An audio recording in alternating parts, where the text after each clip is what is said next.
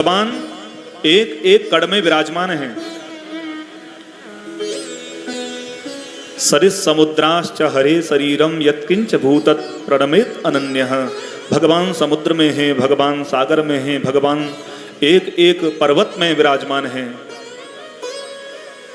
वो भगवान सब जगह है, वो अंतर्यामी रूप में है। देखिए वैकुंठ में विराजमान जो भगवान हैं हमको प्राप्त नहीं हो सकते, क्योंकि हम लोग वैकुंठ नहीं पहुंच सकते हैं। क्षीर सागर में विराजमान भगवान, उनका दर्शन भी हम जीवों को प्राप्त नहीं हो सकता। उसके बाद में भगवान जो राम और कृष्ण के रूप में जब अवतार लेकर के आते हैं, उनका दर्शन भी हमको प्राप्त नहीं होता। जब उनका अवतार होता है उस समय यदि हम रहेंगे तो हमें उनका दर्शन प्राप्त होगा। अंतर्यामी रूप में भगवान एक एक कण में हैं, लेकिन उनके लिए हमें बहुत प्रयास करना पड़ेगा।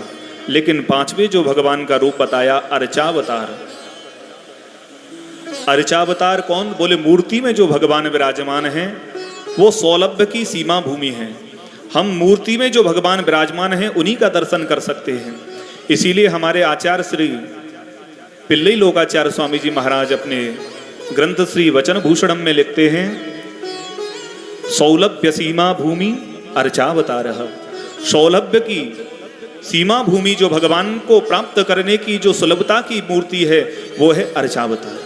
भगवान को हम अर्चा विग्रह में ही प्राप्त कर सकते हैं।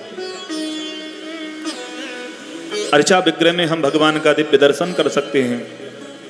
इसीलिए हमारे आचार्य कहते हैं कि भगवान अर्चा विग्रह में जो विराजमान है वो साधन रूप हैं।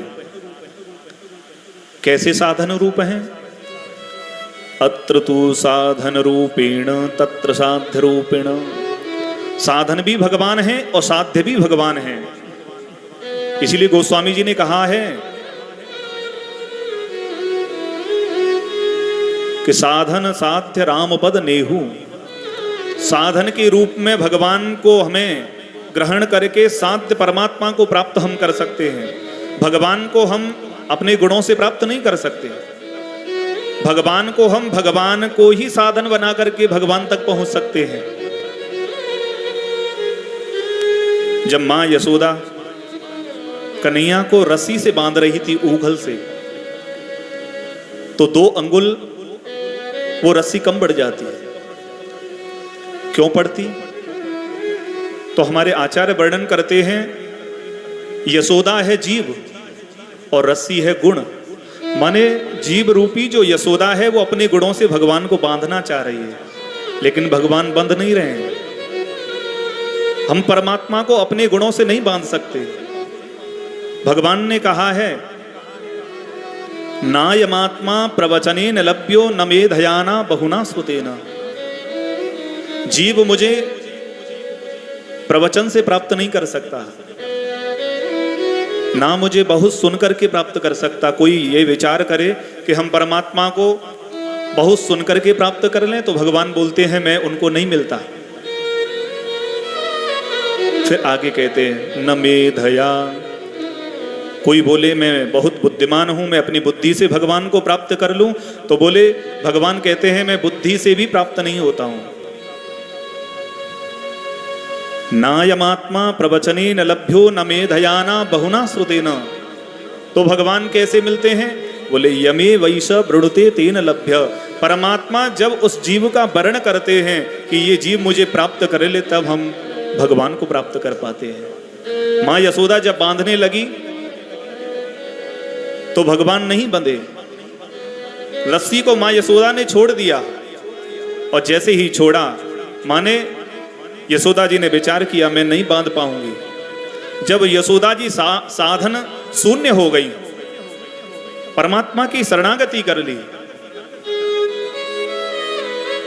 साधन शून्य जैसे ही हुई यशोदा जी, और भगवान ने यशोदा जी को देखा तो भगवान बंध गए। क्यों बंध गए? क्योंकि यशोदा जी ने उस गुण रूपी रस्सी को छोड़ दिया कि हम अपने गुणों से भगवान को नहीं बांध पाएंगे, और भगवान बंध गए। भगवान को हम अपने गुणों से नहीं बांध सकते। पूरे स्वामी जी महाराज अपने श्री स्तंभ में कहते हैं कि परमात्मा के गुण अनंत हैं।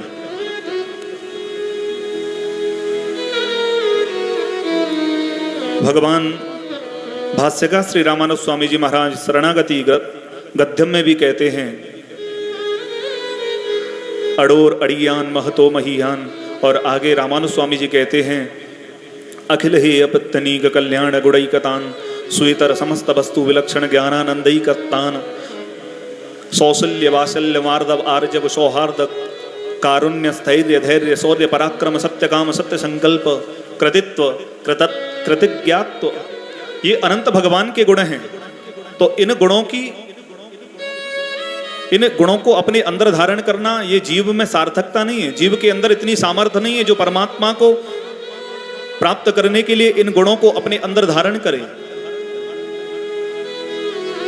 पूरे स्वामी जी तो कहते हैं कि भगवान की स्तुति के दो प्रकरण होते हैं, स्तोत्रम नाम किमा मनंति कवयो यद्यन्य दीयान गुणान।